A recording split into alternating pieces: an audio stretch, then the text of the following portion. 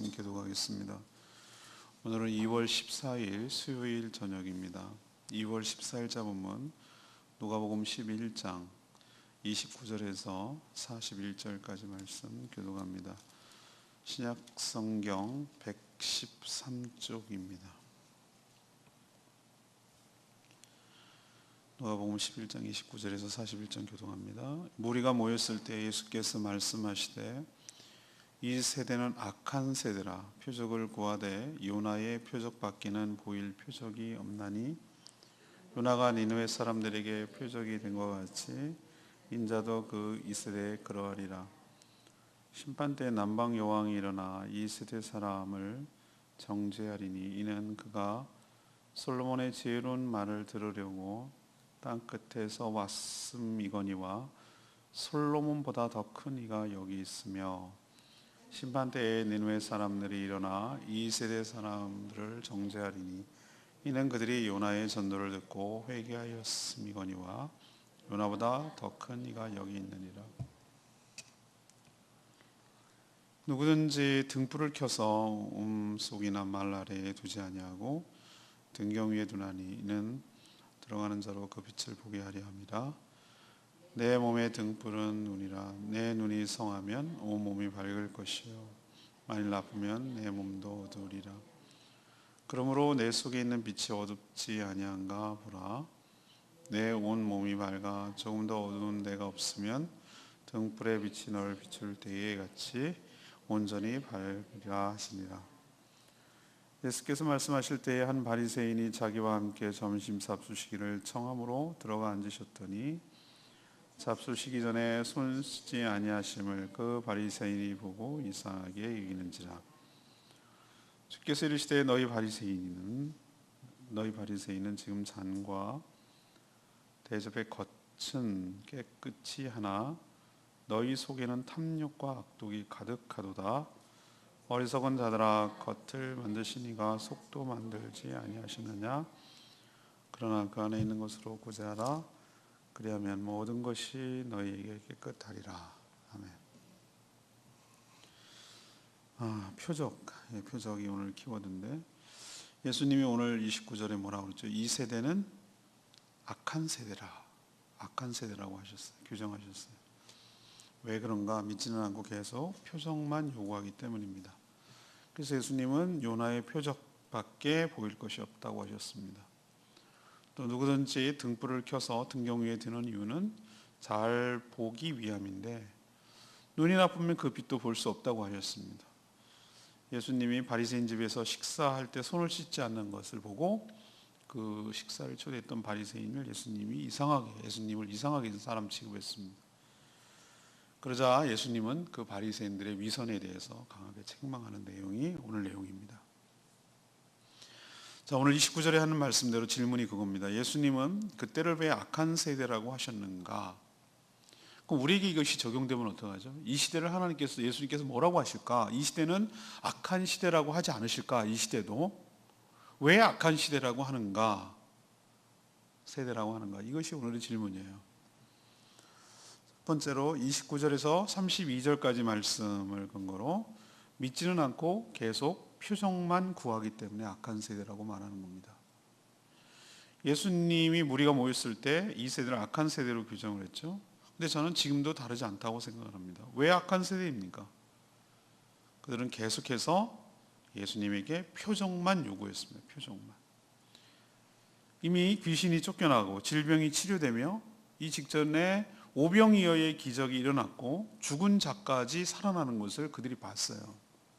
직접 봤거나 들었거나 경험했거나 다 안단 말이죠. 일어난 일이에요.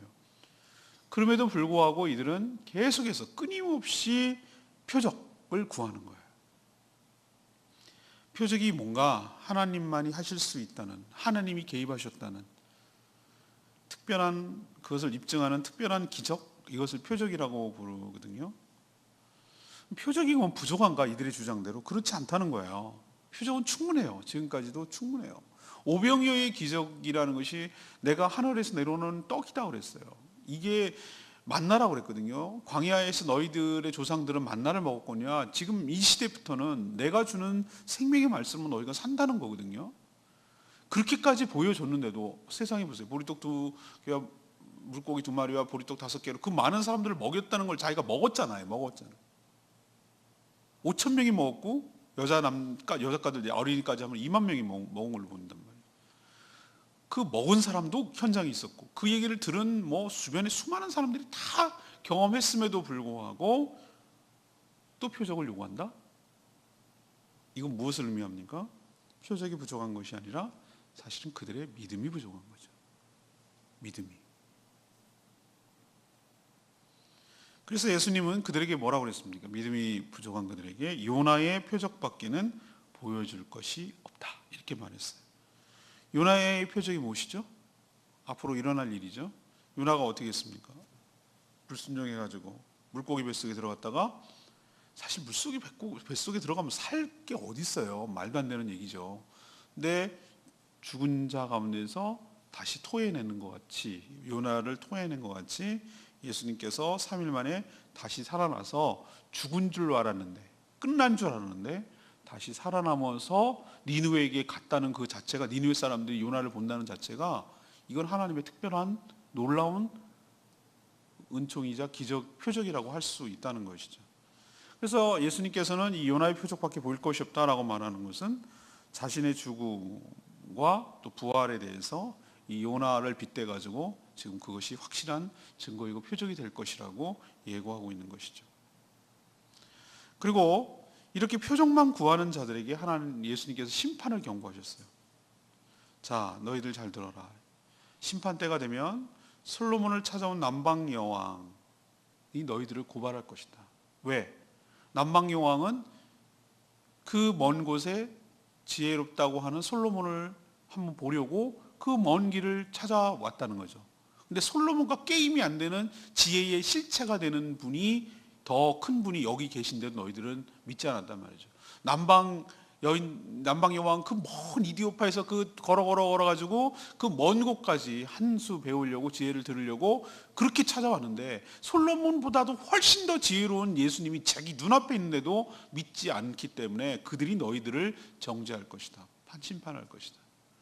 또 요나의 전도를 듣고 회개한 그들, 그렇게 성의 없이 무성의하게 했는데도 불구하고 그들은 죄를 뒤집어 쓰고 정말 금식하면서 회개했는데 너희들은 뭐냐 이거. 수많은 기적을 보면서도 여전히 회개하지 않고 강팍한 마음을 갖고 있는 너희들이 니느웨 사람들이 오히려 너희들을 고발할 것이다. 이런 빗대서 얘기를 하고 있어요.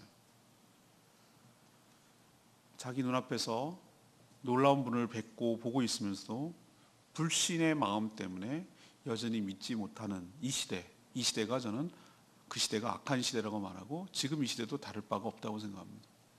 지금도 어떤 시대입니까? 네, 신앙이 변질돼서 말씀만 갖고는 뭔가 맹숭맹숭하고 싱거운 것 같고 뭔가 특별하고 눈에 보이는 가시적인 기적이 일어나고 막 이래야 막 신비하고 능력의 종같이 보인단 말이죠. 막 귀신이 쫓겨나고 막 금리빨이 바뀌고 옷빨이 바뀌고 막 이런 거 말이죠. 막 하늘에 계시가 들린다 그러고 막 이러면은 사람들이 혹해가지고 진짠가 그런가 막 이런단 말이에요. 근데 그게 믿는 것 같습니까? 그게 점점 강도가 세지만 마약이 점점 강도가 세져야 되듯이 진통제가 말을 앗듯이 계속 그런 신비주의 신앙만 추구하게 되면 그 끝은 갈 바를 알지 못하고 방황하는 것이에요. 하나님의 말씀을 듣고도 믿지 않는 사람은 어떤 기적을 갖다 베풀어놔도 안 믿을 사람이에요. 그냥 하는 말이 그렇다는 거예요. 기적을 계속 요구하는 것뿐이에요. 우리도 하나님께서 그렇다고 기적을 베풀어 주지 않는다는 뜻은 아닌데 우리가 살아가는 그 자체가 나는 기적이라고 생각하고 우리의 간구하는 기도를 들어주시는 것이 기적이지 뭐가 기적이겠습니까? 기적이 너무 일상화되니까 기적인지 모르는 거예요. 우린 자꾸 뭔가 스페셜하고 뭔가 크고 뭔가 특별한 것만 기적이라고 생각하는데 그렇지 않습니다. 우리가 살아가는 이 모든 순간들이 다 하나님의 은혜이며 기적인 줄로 믿습니다. 두 번째는 왜 이 시대를 악한 시대라고 그러는가? 영안이 어두워서 주님을 몰라보기 때문에 33절에서 36절까지 말씀해요. 영안이 어두워져서 주님을 몰라보기 때문에 악한 세대라는 거예요. 예수님은 등불과 눈을 비유로 해서 이 시대의 사람들의 영적 상태를 설명하고 있어요. 사람들이 등불을 켜서 옴 속이나 말 아래다가 두지 않고 등경 위에다가 두는 이유는 무엇입니까? 잘 보이는 곳에 두는 이유는 무엇입니까? 그 빛을 통해서 잘 보려는 것이 목적이죠. 그것 때문에 그렇게 두잖아요. 속에다 감춰주는 사람이 없어요. 등불 켜가지고 잘 보이는 데 두잖아요. 요즘 뭐 전등이 돼가지고 다 그런 것도 없어졌습니다만, 그러나 아무리 강한 등불이 켜 있다고 하더라도 그 빛을 보는 눈이 성하지 못하면, 정상이 아니라면 아무 소용이 없는 것이죠. 보지 못하는 소경에게는요, 빛이 있으나 없으나 늘 어두운 것은 마찬가지라는 뜻이에요. 그렇죠? 안 보이니까 빛이 켜있든 낮이건 밤이건 항상 밤이죠. 안 보이니까. 예수님이 지금 이 시대가 그렇다는 거예요. 하나님이 보내신 예수님이 하신 일들, 그게 빛의 역사죠. 그것이 수없이 일어나고 있는데도 말해서, 다시 말해서 빛이 지금 비추고 있는데도 불구하고 그것을 받아들이는 사람들의 영안, 그러니까 눈이, 육신의 눈이 아니라 영안의 눈이 가리워서 어두워져서 장님이 돼서 그 빛을 보지 못한다는 거예요. 그것을 지금 개탄하고 있는 말씀이에요. 그러니 너희들 자꾸 등불을 탓할 것이 아니라, 왜 우리에게 빛을 보여주십시오, 보여보십시오, 자꾸 이렇게 빛을 탓할 것이 아니라 그 등불의 빛을 보지 못하는 너희들의 영안을 점검해야 되지 않겠느냐고. 그것이 바로 오늘 예수님이 하는 얘기예요. 영안이 열리면 어둠이 물러가고 하나님의 빛을 선명하게 볼 수 있기 때문에 그런 줄로 압니다. 우리도 마찬가지예요. 계속해서 의심하고, 계속해서 오해하고, 계속해서 트집 잡고, 계속해서 꼬투리를 잡고, 이것은 뭐냐면은 불신의 마음에 믿고 싶지 않은 거예요. 그러니까 계속해서 그렇게 말하는 것이, 자신에게 문제가 있다는 생각을 안 해요. 상대에게 문제가 있다고 자꾸 트집을 잡는 것이에요. 이래서 악한 시대라고 말하고, 지금도 저는 다를 바가 없다고 생각해요. 끊임없이 어떤 증거를 요구하고 보여달라고 하죠.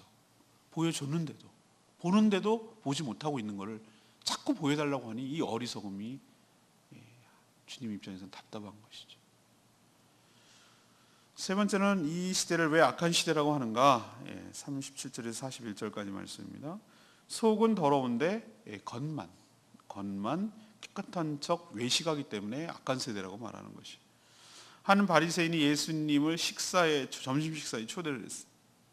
그런데 예수님께서 식사하기 전에 손을 씻지 않는 거예요. 그리고 식사를 하는 것을 보고 바리새인은 이상하게 생각했어요. 이상히 여겼다 그랬어요. 바리새인이 이상하게 여긴 이유가 뭡니까? 위생 때문입니까? 전 처음에 위생 때문에 그런 줄 알았어요. 어떻게 더러워서 손도 안 씻고 밥을 먹어? 뭐 이런 건 줄 알았어요. 저는 그래서 많이 공감이 됐어요.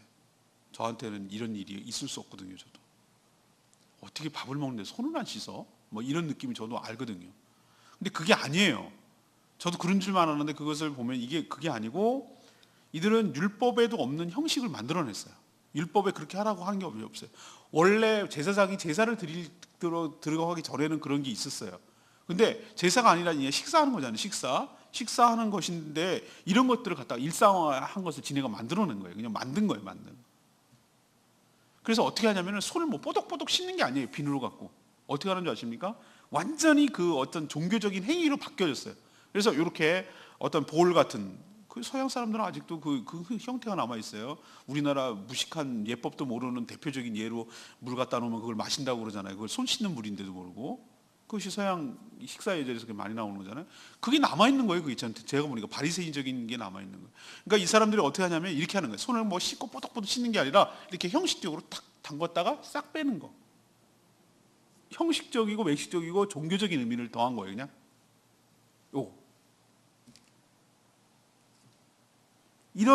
이런 손을 담갔다가 빼는 관습과 전통을 자기네들이 만든 거예요. 근데 예수님이 그런 행위를 하지 않는 것이 이상한 사람 취급하는 거예요. 마치 뭐라고 그럴까, 그 경건하지 못한 사람? 마치 뭐라고 그러지? 무례한 사람? 먹기나 탐하는 사람? 이런 정도로 취급을 하는 거예요.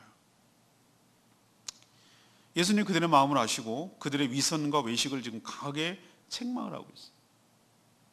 너희들은 잔과 대접, 그릇의 종류죠. 겉만 깨끗하게 한다 이거죠. 그러나 속은 탐욕과 악독으로 가득 차 있도다. 그걸 지적하셨어요. 하나님 원래 속이나 겉을 모두 다 깨끗하게 창조했는데 그들은 타락하면 속이 더러운 줄 알면서도 겉만 깨끗하게 해서 자신이 정결함과 깨끗한 척하는 외식의 행동을 보였다는 것이죠. 그들은 하나님보다 남들의 눈을 더 의식하고 살아가는 사람들이죠. 또한 남들의 흠을 보면 대단히 더러운 것처럼 비난하면서도 자신의 속은 더러운 줄을 모르는 것이죠. 그런 손 씻는 행위, 이거는 굉장히 종교적인 얘기죠. 그러므로 자기는 굉장히 정결하고 거룩한 척하지만 실은 자기들의 속마음은 정말 더러움으로 가득 차 있다는 것이죠.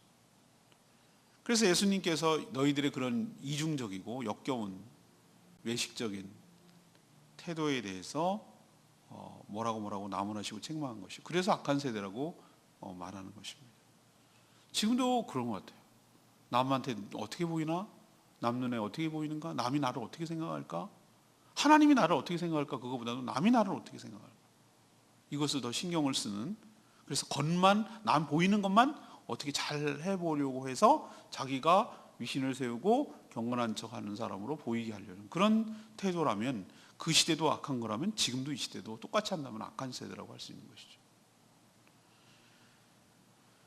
레마의 말씀 29절 말씀, 이 세대는 악한 세대라. 표적을 구하나 요나의 표적밖에는 보일 표적이 없나니 그랬어요. 지금도 저는 악한 세대라고 아까 말씀드렸죠. 끊임없이 표적을 구하는 세대예요. 눈에 보이는 특별한 기적만 쫓아다녀요. 막 이렇게 쫙 하면 막 장풍에 쓰러지는 거 유튜브 많이 나옵니다. 그런 거 보면 막 사람들이 혹하지 않겠어요? 와, 막 그걸 제가 부정하는 건 아닙니다. 정말 저도 선교지에 나가 보면은 정말 성령의 역사가 강력하게 일어날 때가 있어요. 왜 그러냐면 악한 영이 너무나 강력하게 역사하니까. 그렇게 강력한 성령의 역사가 아니고는 그들이 믿지 못하기 때문에. 그런데 그것만이 신앙의 전부가 아니에요. 근데 그것만 신앙의 전부라고 생각해요. 그렇게 안 하는 게 오히려 이상하다고 생각을 합니다. 그 뭐 프로그램 있어요.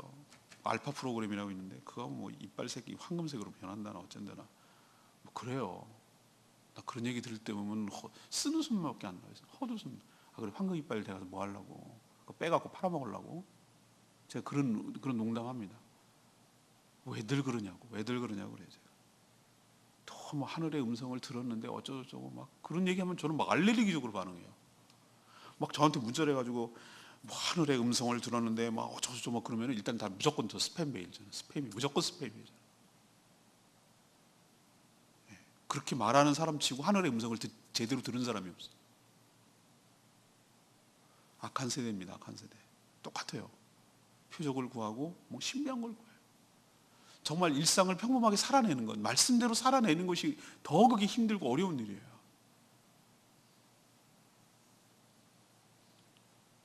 그렇게 하고 있지만 사실은 그들은 정작 예수님을 믿지 않아요. 예수 그리스도의 십자가와 부활이면 충분한 표적이에요. 예수 그리스도의 십자가와 부활이면 충분합니다. 요나의 표적이라고 말씀하신 것처럼. 죽은 지 사흘 만에 다시 살아나는 것, 그거보다 더 큰, 더 확실한 표적이 어디 있단 말입니까? 표적이 문제가 아니라 불신이 문제예요. 우리도 정말 삼가 조심해야 될 줄 압니다. 주님께서 우리 보고 악한 세대라고 규정하기 전에 바른, 건전한, 건강한 신앙을 추구하며 살아가는 저와 여러분 되기를 소망합니다. 정말 조심해야 돼요. 가장 경건한 척 하는데 가장 타락한 자들이 바리새인들이에요. 지금도 가장 경건하고 가장 신앙이 좋은 척 하지만 가장 타락한 자들이 신비주의를 쫓아서 신앙생활하는 사람들이에요.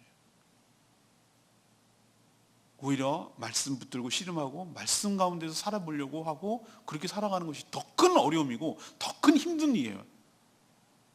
그러니까 여러분도 정말 밸런스 있게 건강하게 신앙생활을 하는 저와 여러분 되기를 소망합니다.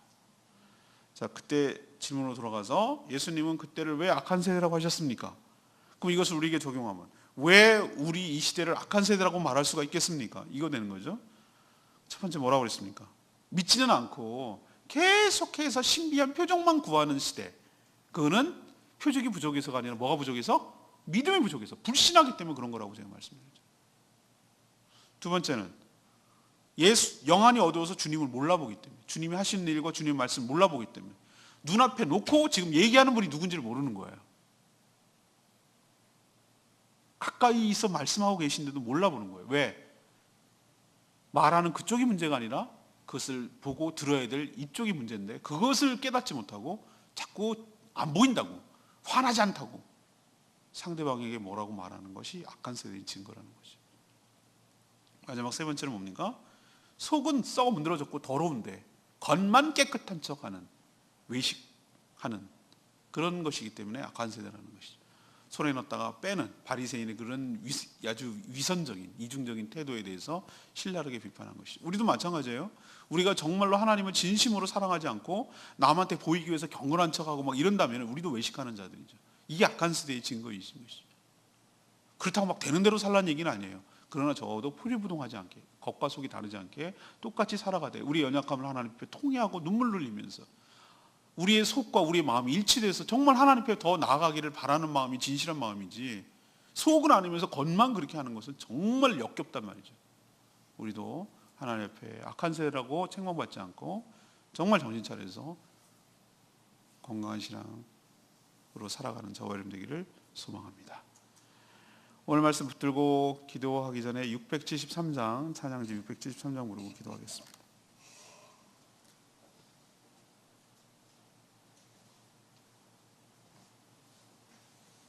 찬양집 673장입니다. 나의 마음을 정금과 같이 정결케 하여 주시옵소서. 맞습니다.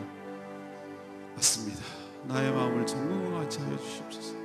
속은 더럽고 추악한데 겉만 깨끗한 척하는 이중적이고 위선적인 외식하는 신앙이 아니라 정말 속과 겉이 모두 다 정결하고 깨끗한 그런 삶을 삶으로 우리를 주님께 온전히 받으시기 합당하도록 그렇게 살아가기를 원합니다.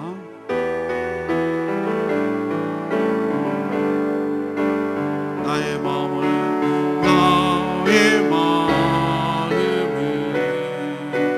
정금과 같이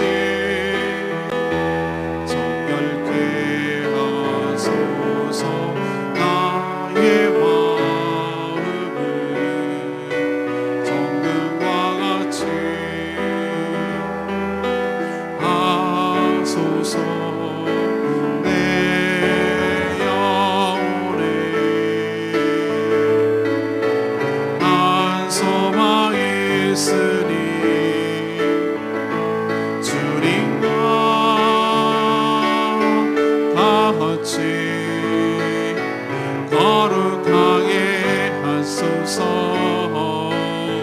나의 삶이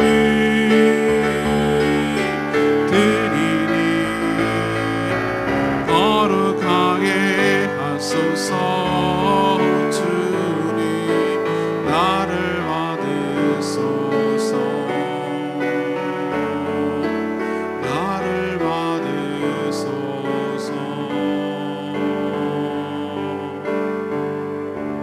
그렇습니다. 하나님, 위선적인 것이 아니라 외식적인 것이 아니라 겉과 속이 늘 정결하게 하셔서 주님 받으시기 합당한 그런 신앙생활하며 살아갈 수 있게 해달라고 다 같이 주여 외치며 기도하겠습니다. 주여 아버지, 나의 마음을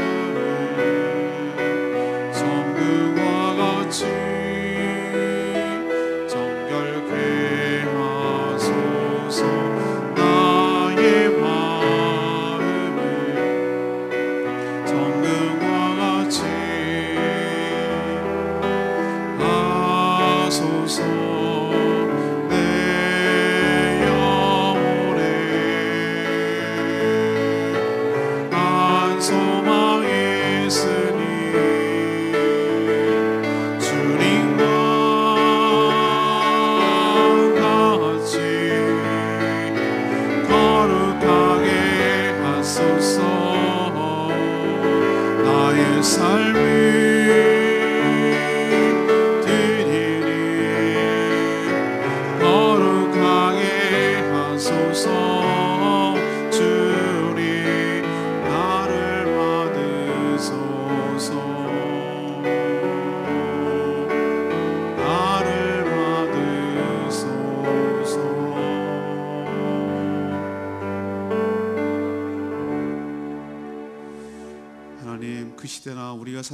시대나 악한 세대임에 틀림없습니다. 예수 그리스도를 믿을 생각이 없으면서 계속 특별하고 신비한 체험만 추구합니다. 그것이 마치 차원 높은 신앙이나 되는 것처럼 교만하에 있어서 착각을 합니다. 예수 그리스도의 십자가와 부활을 보면서도 그들은 영안이 어두워 주를 몰라봅니다. 자신의 영안에 문제가 있다는 생각조차 못합니다. 그러면서 등불만 탓합니다. 그러기에 외식에 사로잡힙니다. 사람은 의식하고 겉만 깨끗한 척하지만 속은 썩어 있습니다. 주여, 저희들이 이럴까 두렵습니다. 불쌍히 여겨주셔서 겉과 속 모두가 진정으로 거룩하게 하여 주시고 주님 받으시기에 합당한 삶 살아갈 수 있도록 축복하여 주시옵소서. 주님께 모든 것 맡기옵고 예수 그리스도의 이름으로 축복하며 기도합니다. 아멘.